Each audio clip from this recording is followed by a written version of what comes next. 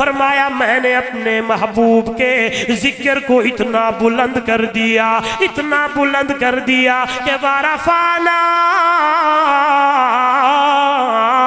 لَكَ ذِكْرَكَ، فرمایا میرا پیغمبر جہاں میرا ذکر ہوگا وہیں تیرا ذکر ہوگا، کلمے میں میرا ذکر تیرا ذکر، نماز میں میرا ذکر تیرا ذکر، جنازے میں میرا ذکر تیرا ذکر، قرآن میں میرا ذکر تیرا ذکر۔ اے میرا محبوب، تیرے امتی کی زندگی مکمل نہ ہوگی جس زندگی میں میرا ذکر اور تیرا ذکر نہ ہوئے۔ میرے ذکر سے مراد حکم میرا مانے، تیرے ذکر کے مراد کے سنت محمد کریم دی اپنائے۔ جس بندے نے اپنی زندگی میں حضور کی سیرت کو اپنایا، حضور کی سنت کو اپنایا، حضور کے ساتھ سچی محبت کی، اسی طرح زندگی گزار کے گیا، تو اللہ کا قرآن کہتا ہے قُلْ إِن